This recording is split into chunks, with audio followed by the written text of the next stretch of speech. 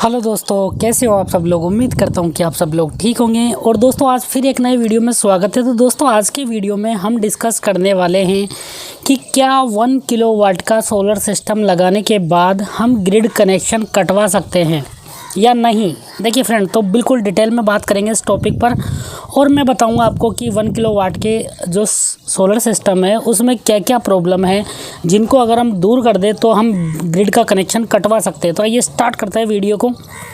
देखिए फ्रेंड, सबसे पहली चीज़ रहती है कि यदि आप 1 किलोवाट का ऑफ ग्रिड सोलर सिस्टम लगाते हो तो वहाँ पे सबसे बड़ी समस्या ये रहती है कि यदि फ्रेंड आपकी बैटरी फुल चार्ज है और आप लोड नहीं चला रहे हो तो सारी की सारी एनर्जी वेस्ट हो जाती है, वो एनर्जी किसी काम की नहीं आती। तो फ्रेंड इसीलिए यही तो वेरिएशन रहता है कि ऑफ ग्रिड सोलर सिस्टम में ज़रूरी नहीं है कि सबका सोलर सिस्टम 4 यूनिट बनाए, वो डिपेंड करता है आप कितना यूज़ करते हो। फ्रेंड सबसे बड़ी समस्या यही है कि ऑफ ग्रिड सोलर सिस्टम में यदि हमारी बैटरी फुल चार्ज है और फ्रेंड यदि हम लोड भी नहीं चला रहे हैं तो सारी की सारी एनर्जी वेस्ट हो जाती है। तो फ्रेंड फर्स्ट तो इस समस्या का हमें समाधान करना है। तो इसका समाधान यही है कि आपको बड़ी से बड़ा बैटरी बैंक लगाना है आपके सोलर सिस्टम पर, तभी फ्रेंड ये पॉसिबल होगा कि आप मैक्सिमम से मैक्सिमम एनर्जी का यूज़ कर पाओ।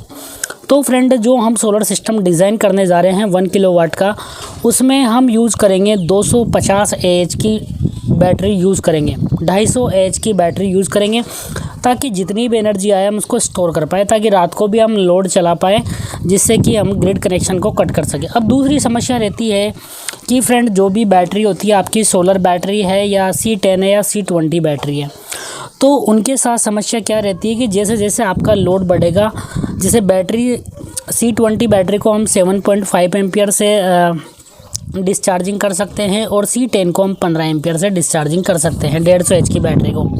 अब 250 एच की बैटरी होगी तो वहाँ पे आप 25 एम्पियर से डिस्चार्जिंग कर सकते हो बैटरी को। अब देखो समस्या क्या आती है कि 150 एच की बैटरी को आप 15 एम्पियर से ज़्यादा से डिस्चार्जिंग करोगे तो फ्रेंड उसका बैकअप टाइम कम होता जाता है। उसी के सापेक्ष जितना ज़्यादा आप लोड डालोगे उतना ही बैटरी का वोल्टेज गिरता जाएगा और बैटरी का बैकअप भी कम होता जाएगा। तो जो 150 एच की बैटरी है 1.8 यूनिट चार्ज होने पे लेती है और 1.8 यूनिट कंज्यूम करती है, और यदि आप उससे वापस एनर्जी लोगे तो लगभग 1 से 1.2 यूनिट तक दे देती है। 1 यूनिट या एक यूनिट के लगभग देती है हमेशा। यदि आप लोड बहुत कम चलाओगे तो फ्रेंड ये आपका अच्छा सा बैकअप देगी बैटरी और बैटरी की लाइफ भी बनी रहेगी। तो इसलिए हम बड़ी बैटरी का यूज़ कर रहे हैं ताकि हम 25 एम्पियर तक से डिस्चार्ज कर सकें। ये हो गई दूसरी समस्या का समाधान कि बैटरी को ज़्यादा एम्पियर से डिस्चार्ज नहीं करना है। अब देखिए तीसरी समस्या क्या है कि फ्रेंड देखिए, अब नाइट को जैसे सपोज करो हम एक मिडिल क्लास फैमिली में हैं तो हमारा लोड होगा 2-3 फ़ैन होंगे, 3 से 4 फ़ैन मान लो आप मैक्सिमम से मैक्सिमम, और एक फ्रिज चलता है। इसके अलावा मतलब नाइट की बात कर रहा हूँ मैं, नाइट में यही लोड चलता है और एलईडी बल्ब जलेंगे 2-3। तो जितने भी मिडिल क्लास फैमिली में हैं सभी का लोड यही रहता है कि 2-3 या 4 फ़ैन हैं और एक फ्रिज चलेगा और साथ में ही 2-3-4 एलईडी बल्ब जलेंगे। इतना सा नाइट में हमारा लोड रहता है। टीवी चला सकते हैं हम कभी भी, टीवी का लोड बहुत कम होता है।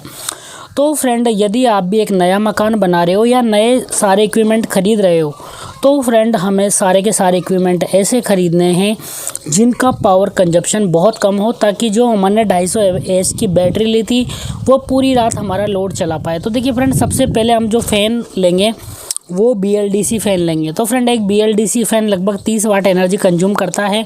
यदि फुल नाइट भी हम यदि 3 फ़ैन चलाएंगे तो फ्रेंड वहाँ पे हमारा लोड हो जाएगा लगभग 90 वाट के समथिंग हो जाएगा। और यदि हम 1-2 एलईडी बल्ब भी जलाएंगे, सपोज 2 या 3 में एलईडी बल्ब जला रहे हैं, हमारे एलईडी बल्ब है 10 वाट के, तो लगभग 110 वाट के समथिंग 110-120 वाट हो गए। और हमारा फ्रिज लगभग 50 वाट का होता है तो फ्रेंड लगभग 150 से 160 वाट हो गए। तो यदि हम 150 वाट का लोड 10 घंटे तक चलाएँ तो फ्रेंड वहाँ पे 1.5 यूनिट बिजली हो गई।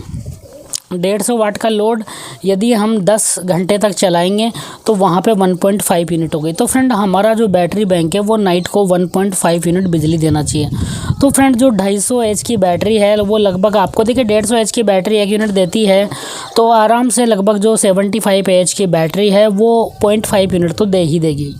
तो फ्रेंड इस प्रकार जो हमारी 250 एच की बैटरी है वो 1.5 यूनिट दे देगी आपको, क्योंकि लोड भी ज़्यादा नहीं है, लोड भी हमारा बहुत ज़्यादा नहीं है, 25 एम्पियर से कम ही है। तो फ्रेंड इस प्रकार हम सोलर सिस्टम डिज़ाइन करके हम हमारा जो ग्रिड कनेक्शन है उसको कटवा सकते हैं। यदि फ्रेंड आप भी एक नया मकान बना रहे हो या सारे इक्विपमेंट खरीद रहे हो तो आपको इन्वर्टर टेक्नोलॉजी पर बेस्ट 5 स्टार रेटिंग का फ्रिज लेना है जो कि लगभग 50 वाट एनर्जी कंज्यूम करता है, और आपको BLDC फैन लेना है जो कि लगभग 30 वाट एनर्जी कंज्यूम करते हैं, और घर में LED बल्ब का यूज़ करना है। तो फ्रेंड और दिन में लगभग देखिए आपकी बैटरी भी चार्ज हो जाएगी और दिन में भी आपका कंजप्शन बहुत कम रहने वाला है, तो आपका लगभग आपकी बैटरी भी चार्ज हो जाएगी और आपका लोड भी चल जाएगा। तो फ्रेंड इस प्रकार 1 किलोवाट के सोलर सिस्टम से हम घर का, और दिन में यदि आपको ज़्यादा हैवी इक्विपमेंट चलाने हैं कुछ टाइम के लिए तो वो आप चला सकते हो। इन्वर्टर भी MPPT टेक्नोलॉजी का लेना है जिससे कि मैक्सिमम आपको आउटपुट मिल सके, और साथ ही हमें एक ऐसा इन्वर्टर लेना है जिसमें हम बैटरी चार्जिंग का करंट एडजस्ट कर सके, जिससे कि अगर बैटरी चार्जिंग का करंट हम जैसे हमें 250 एच की बैटरी चार्ज करनी है तो वहाँ से हम 25 से 30 एम्पियर कर देंगे, जिससे कि हमारी बैटरी फास्ट से फास्ट चार्ज हो। ऐसा इन्वर्टर नहीं लेना है जिसमें कि हम ग्रिड चार्जिंग करंट को एडजस्ट नहीं कर पाएँ। तो फ्रेंड ये था पूरा के नॉर्मल बैटरी चार्जिंग हो जाएगी। तो फ्रेंड इस प्रकार यदि आप एक मिडिल क्लास फैमिली में हो और गांव में रहते हो, आपके पास 1 किलोवाट का सोलर सिस्टम है, तो आप इस प्रकार आपके सोलर सिस्टम को डिज़ाइन करके सारा का सारा लोड 1 किलोवाट के सोलर सिस्टम पर दिन और रात के समय चला सकते हो। Thank you so much.